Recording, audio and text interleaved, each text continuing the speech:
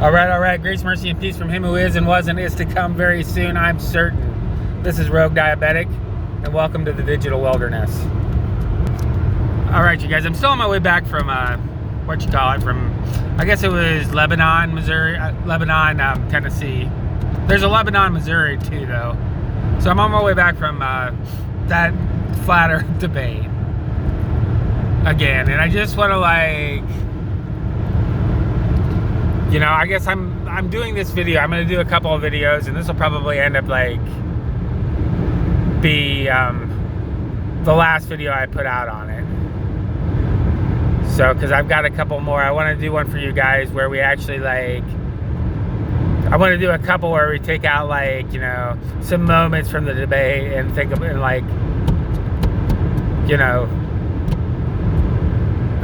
talk about them. And I want to do one. They had an impromptu church service on Sunday morning, and I've got some video from that. Okay, I've also got some pictures I can show you from that night. The security guard at Global Vision Bible Church, the security guards were wearing Israeli flags. They were wearing on their uniforms.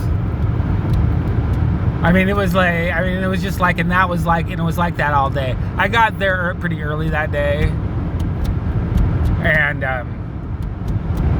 real early. I was there for almost there was just me and two other people in the security when I first got there.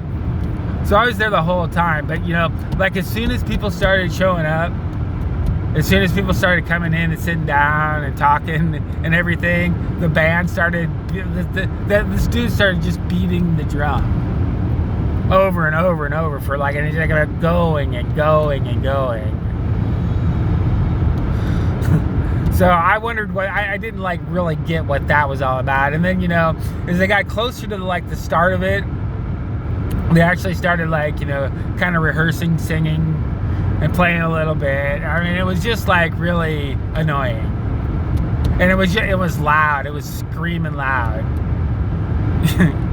and so it's it was and then the whole thing it was WWF or WWE. We used to call it was WWF when I was a kid, but this was more like WWE. It's almost like the whole thing went down like it was according to a script. Maybe not a script to script.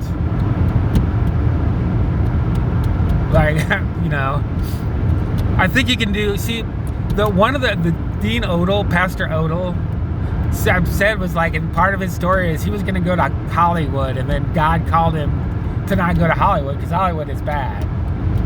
I don't know what. Is that him just flat out telling us that he's an actor? I don't know. I don't know. These presentations, I'm not saying that he hasn't had a hand in writing some of it, but that's that presentation he gave, and it was incredible. It was very, very good. Okay, and it did glorify God, and it did a good job of showing that how realizing the flat earth, how liberating it can be. Because then all of a sudden you don't have to do mental gymnastics with Genesis 1 or the rest of Genesis or the Olivet Discourse where Jesus says this all the stars are going to fall from the sky. Okay, it's and when you're when you think that the earth is a ball and the suns are giant balls of gas, burning gas in a vacuum, thousands of times bigger. In 2 miles, take exit 127 toward Patoka, Kinmundi. Right. When you think that, it's hard to make sense of passages like the one where Jesus says all the stars are going to fall from the sky. But once you realize that the earth it's flat, it's covered with a dome. That's why we have an atmosphere. When you come to that conclusion, it's like being set free. Because now you can go back to Genesis. and read it word for word, and take it 100% literally. And I'm not saying that there aren't places in the Bible where they're literally meaning that there are places in the Bible that use metaphorical or figurative or poetic type language. Okay, I get it. But or parables too. But in the parables that Jesus tells, it always, whenever you're reading one of his parables, it always starts out, and he told a parable. Or I am going to tell you a parable. Okay, he tells us when he's... In half a mile, take exit 127 toward Patoka, Kinmundi. The text tells us that... the text tells us that when there's going to be a parable. Okay,